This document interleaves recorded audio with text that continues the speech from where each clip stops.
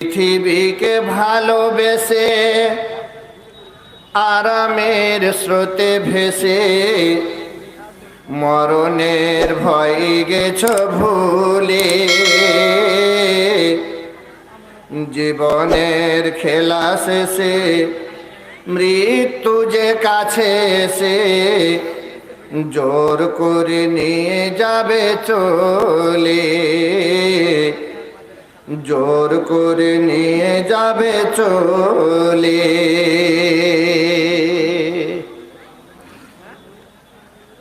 একটা মানুষ গাছের ডালে চেপেছেন, গাছের ডালে চেপেছেন কেন? তার উদ্দেশ্য এই গাছের ডালটা কাটবো, কেটে একে চিরে ফেড়ে রোদ্রে শুকাবো, রোদ্রে শুকানোর পর এ জ্বালানি তৈরি হবে, একে চুলোতে দেব, চুলোতে জ্বলবে, তবে ভাত তরকারি রান্না হবে, তবে আমি খেতে পাবো। তাই সে গাছের ডালে চেপে ওই ডালটিকে কাটছে। তার টার্গেট আছে শুধু এটাই যে আমি গাছের ডালটাকে কাটবো, কিন্তু এটা খেয়াল নাই যে আমি কোথায় বসে কোনখানে বসে ডালটাকে কাটবো, কেমন করে কাটলে আমি সাকসেসফুল হতে পারবো, এটা খেয়াল নাই। তার শুধু টার্গেট আমি কাটবো, সে শুধু এই টার্গেটটাই রেখেছে যে আমি ডালটা কাটবো। কাটতেই আছে, কাটতেই আছে, কাটতেই আছে, আনমনা হয়ে ডালটাকে কাটতেই আছে। কাটতে কাটতে কাটতে ডালটা যখন প্রায় কাটা হয়ে গিয়েছে, এহেন পরিস্থিতিতে সামান্যতম ওই ডালটা লেগেছিল, আর একটা কোপ দিলেই পড়ে যাবে। কেউ তাকে দেখে বলল, ওগো তুমি যে ডালটা কাটতে আছো, ওই ডালটা থেকে তুমি যে পড়ে যাবে, এ খেয়ালটা তোমার আছে কি নাই? তুমি কোথায় বসে ডালটা কাটছ, এ খেয়ালটা তোমার আছে কি নাই? তার খেয়াল নাই। সেদিকে ভ্রুক্ষেপ না করে আর একটা কোপ দিয়েছে, দায়ের কোপ আর একটা কোপ দিয়েছে। যেমন ওই কোপটা দেওয়া, তেমনই সে ভদাস করে ডাল সমেত নিচে পড়ে গিয়েছে। অর্থাৎ ডালের আগালে বসে গোড়া দিক কাটছিল। ভাই রে আমার, বন্ধুরে আমার, বাবাজিরা রে আমার, মা খালা বোন বেটিরা, আমরা শুধু দুনিয়াকে সামনে রেখে ছুটে চলেছি, দুনিয়ার পিছনে হন্যে হয়ে ছুটে চলেছি, কিন্তু পিছনে যে মরণ নামের ব্যাঘ্রটা, মরণ নামের সিংহটা আমার পিছনে ধাওয়া করে আসছে। সুযোগ পেলে আমার পিঠে থাবা বসিয়ে দিয়ে আমাকে গ্রাস করে ফেলবে। আমি এ কথাটা একেবারে ভুলে গিয়েছি, একেবারেই ভুলে গিয়েছি। শুধু আমার টার্গেট আমি দুনিয়াকে পাই আর পাই, পাই আর পাই, চাই আর পাই, চাই আর পাই। শুধু দুনিয়ার টার্গেটে আমি সামনে বেড়ে চলেছি। কবি বলছেন, পৃথিবীকে ভালোবেসে আরামের স্রোতে ভেসে মরণের ভয় গেছ ভুলে। জীবনের খেলা শেষে মৃত্যু যে কাছে এসে জোর করে নিয়ে যাবে চলে, জোর করে নিয়ে যাবে চলে। ভাইরে আমার, বন্ধুরে আমার, একটা বাস্তব ঘটনা আপনার সামনে তুলে ধরি। দুই বন্ধু কুলি লেবারের কাজ করছিল, বাজারে শহরে কুলি লেবারে কাজ করছিল। ওই শহরটি হলো জিয়াগঞ্জ করিমপুর। এই করিমপুর নদীর উপরে যে বাজারটা রয়েছে, অর্থাৎ নদী থেকে উঠে যে বাজারটা রয়েছে, ওই বাজারে কুলি লেবারের কাজ করত। কাজ করতে করতে সাধারণত খেটে খাওয়া মানুষগুলো কয়েকটি অভ্যাস তাদের খুব খারাপ থাকে। একদিন আমি এক জালসা থেকে চলে আসছি, বাইসাইকেলে আছি, অর্জনপুর হাট পাড়ায় আমি একটা চায়ের দোকানে চা খাওয়ার জন্য নেমেছি। একজন রিক্সা চালককে দেখছি এক হাতে চা খাচ্ছে, অন্য হাতে সিগারেট ফুকাচ্ছে। আমি বললাম, ভাইজান তোমার মতো অবুঝ নির্বোধ বোকা আর কেউ নাই, কারণ তুমি বুকের ভরে রিক্সা টানো, মানুষ হয়ে মানুষকে টানো রে।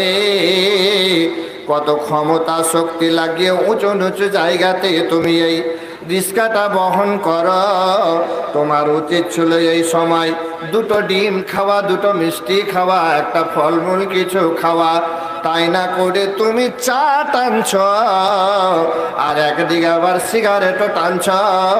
তোমার মতো এত বিশ্ব চালাক মানুষ আমি মনে হয় খুব কম দেখেছি। অনুরূপ ভাবে কতগুলি খাসলত থাকে ওই সমস্ত মানুষগুলো। তাই ওই লোকটির একটা খাসলত ছিল, প্রতিদিন ইনকাম করে যা পয়সা পেত তার 3 ভাগের 1 ভাগ পয়সা দিয়ে প্রতিদিন সে লটারি কাটত, প্রতিদিন সে লটারি কাটত। ভাইজান আপনি শুনে রাখেন, জেনে রাখেন, দুনিয়াতে যতগুলি জুয়া আছে, দুনিয়াতে যতগুলি জুয়া আছে, তার মধ্যে সব চাইতে বড় জুয়া হলো এই লটারির জুয়া। সব চাইতে বড় জুয়া হচ্ছে লটারির জুয়া। আমি এই নিয়ে কথা বাড়াতে চাই না, আমি টার্গেটের দিকে এগিয়ে যাচ্ছি। ভাইরে আমার, বন্ধুরে আমার, প্রতিদিন সে এমনি করে টিকিট খরিদ করত। সেই দিন টিকিট খরিদ করেছে, আর 1 ঘন্টা পরে তার রেজাল্ট বেরিয়ে গেছে।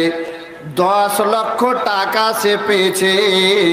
এই 10 লক্ষ টাকা 50,000 টাকা কখনো সে চোখে দেখে নাই, গুনতে পায় নাই। 10 লক্ষ টাকা পেয়েছে, তাই তারা আনন্দের কোনো শেষ নাই। তার সাথের বন্ধুকে বলল, চল ভাই আজকে আর কাজ করব না, আনন্দ করে 2 ভাই মিলে আগে হোটেলে খাবো। মুরগা মাসাল্লাম যা হয় হোটেলে ঢুকে আগে সুন্দর করে খাবো, আর খাওয়ার পরে এই টাকাটাকে ফিক্সড ডিপোজিট করে দেব, ব্যাংকিং করে দেব। তারপরে বাড়ি গিয়ে চিন্তাধারা করব কি করলে ভালো হয়। তাই 2 দোষ মিলে ঢুকেছে কোথায়? হোটেলে ঢুকেছে। হোটেলে ঢুকে খাবার খাবে, তো খাবার নিয়ে এসেছে, মুরগার মাংস দিয়ে খাবার নিয়ে এসেছে। ওয়েটার খাবার নিয়ে এসে টেবিলে রেখে দিয়েছে, পানি একদিকে রেখে দিয়েছে, মাংস চেয়েছে, মাংস এনে রেখে দিয়েছে। সাথীর বন্ধুটা খেতে আরম্ভ করেছে। ওই ভদ্রলোক ভাত খাবে, তাই সে হাত দিয়ে একটা লোকমা থালির প্রথম দিক থেকে উঠিয়েছে। থালার প্রথম দিক থেকে উঠিয়ে ওই লোকমাটা মুখে দিতে যাবে, এতটা কাছে তার হাতখানা এসেছে, চোখটা এমনি করে থালার উপরে মেলে রয়েছে। ভাইজান দুনিয়া ছেড়ে চিরতরে বিদায় হয়ে গিয়েছে। দুনিয়া ছেড়ে চিরতরে বিদায় হয়ে গিয়েছে। সুবহানাল্লাহ।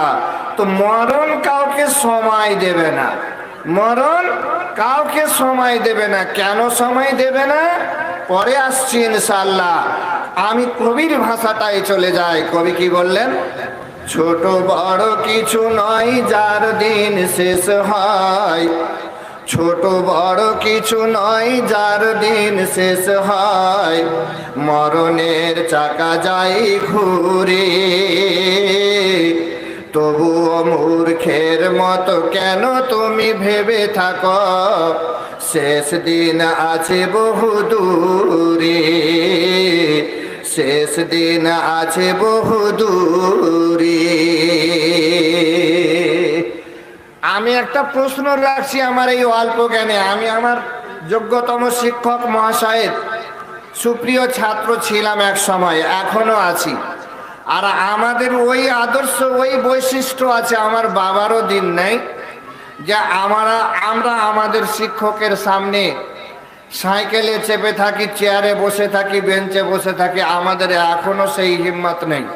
কিন্তু এখনকার ছেলেপিলে মাদ্রাসায় যারা লেখাপড়া করে, এই যে একটু আগে ছেলেটা নাচ পড়ছিল দেখলেন, তার ড্রেস পোশাকটা, পোশাকের ইউনিফর্মের ভিতরেও একটা আদব কায়দা আছে, আছে না নাই বলেন? আছে না নাই? অবশ্যই আছে। ইউনিফর্মেরও একটা মূল্য আছে, আজকালকার ছেলেদের ভেতরে নেই। আর কিছু বলাও যায় না, কিছু বলাও যায় না। তো আমি আপনাকে যে কথাটা বলতে চাইছিলাম যে আমাদের শ্রদ্ধেয় শিক্ষক মহাশয়দের দুয়ার বদাউলাতে দু চারটা কথা আপনাদের সামনে বলার মতো জ্ঞান পেয়েছি, সামান্য, অতি সামান্য। তাই একটু আপনাকে হাইলাইট করার চেষ্টা করছি। কথাটা কি বলছিলাম? আমি হালকা জ্ঞানে দুটো কথা রাখছি আপনাদের সামনে। কথাটা কি বলুন তো? দ্রুত গতিতে কচ্ছপ চলে নাকি খরগোশ চলে? জি, দ্রুত গতিতে খরগোশ চলে। খরগোশ শব্দটা পার্সি শব্দ, বুঝলেন? ওর কান দুটো একবারে খুব খাড়ো, সেই জন্য ওকে খরগোশ বলা হয়, বুঝতে পারলেন? তো খরগোশ দ্রুত গতিতে চলে আর কচ্ছপ গুটি গুটি পায়ে হাঁটে, নাকি? কচ্ছপ গুটি গুটি পায়ে হাঁটে। এরা দুইজনই এক জঙ্গলে বাস করছিল, এক জঙ্গলে বাস করছিল। আমরা বাংলা কিছু পড়াই, আমরা তো বাংলার লোক, বাংলা কিছু পড়াই, আমার মাদ্রাসায় সিলেবাস বাংলা ভরে রেখেছি। তার মধ্যে সাহিত্যিক এই গল্পটা লিখেছেন ছেলেদেরকে একটু দৃষ্টি আকর্ষণ করার জন্য, ছেলেদেরকে বুঝানোর জন্য যে কি করলে কি হবে, কেমন করলে তুমি বিদ্যা পাবে। জি, তো উনি গল্পটা লিখছেন। দুইজনই এক জঙ্গলে বাস করছিল। খরগোশ আর কচ্ছপ একসঙ্গে থাকতে থাকতে দুইজনের ভিতরে বন্ধুত্ব হলো। বন্ধুত্ব হওয়ার পর বেশ কিছুদিন পরে খরগোশকে কচ্ছপ বলছে, কে বলছে? কচ্ছপ বলছে যে দোষ, আজকে প্রতিযোগিতা হবে, আজকে প্রতিযোগিতা হবে, মানে আপনার সঙ্গে দৌড় হবে, দৌড়। কে আগে ওই সমুদ্র যেতে পারে, ওই সমুদ্র, ওই যে দূরে সমুদ্র দেখতে পাওয়া যায়, ওই সমুদ্রে কে আগে পৌঁছাতে পারে। একটা লোকের নাম ছিল গাজী মোহাম্মদ। গাজী মোহাম্মদ, এই 1 মন জিনিস আছে ভাই, তুমি একটু ওই ঘাট পর্যন্ত নিয়ে যাও তো। বলছে ওরে সুবহানাল্লাহ, 1 মন? আমি পারবো না, আমি পারবো না, আমি পারবো না। তো বলছে আজ 40 কিলো আছে, নিয়ে চলে যাও। ওই 40 কিলো আছে তো নিয়ে চলে যাবো, তাহলে কোনো ব্যাপার নেই, চাপিয়ে দাও আমার মাথায়, আমি নিয়ে চলে যাবো। জি, তো কচ্ছপের কথা শুনে খরগোশ হাসছে যে আচ্ছা কথা বললেন দোষ আপনি আমাকে, যে আপনার সাথে আমার দৌড়ের রেস হবে, এটা কেমন করে হতে পারে? আপনি চলছেন গুটি গুটি পায়ে আর আমি চলি লাফিয়ে লাফিয়ে, তো আপনার সঙ্গে আমি রেসের পাল্লাপাল্লি দিই কি করে? বলে হ্যাঁ দোষ, থাকলো পাল্লাপাল্লি। বলে ঠিক আছে। তো খরগোশের মনে অত্যন্ত অহংকার হলো, মনে তার অত্যন্ত অহংকার হলো। অহংকারের বশীভূত হয়ে খরগোশ বলছে দোষ, তুমি হাঁটো, তুমি আগাও, তুমি দৌড় দাও, আমি একটু আরাম করে নি, তারপরে আমি তো যাবই তোমার আগে, তো তুমি একটু আগাও, আমি আসছি।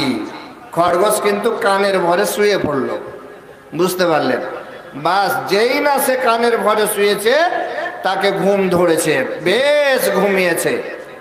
আর কচ্ছপ কিন্তু তার টার্গেটকে সামনে রেখে গুটি গুটি পায়ে আগাতেই থেকেছে। এমনি করতে করতে করতে করতে প্রায় সমুদ্রের তীরবর্তী হয়ে গিয়েছে। এমন সময় গোধূলি বেলায় অর্থাৎ সন্ধ্যা বেলার দিকে খরগোশের ঘুম ভেঙেছে। যেই না তার ঘুম ভাঙা, তাকিয়ে দেখছে তার বন্ধু কচ্ছপ প্রায় সমুদ্রের কাছে পৌঁছে গিয়েছে। এবার সে লাফ দিতে আরম্ভ করলো, ঘুম থেকে উঠে লাফ দিতে আরম্ভ করলো। আর কচ্ছপ জানে প্রাণে তার গতিটাকে আরো একটু বাড়িয়ে দিল। এমনি করতে করতে করতে করতে প্রায় কাছাকাছি হয়ে গিয়েছে। খরগোশ প্রায় কাছাকাছি হয়ে গিয়েছে।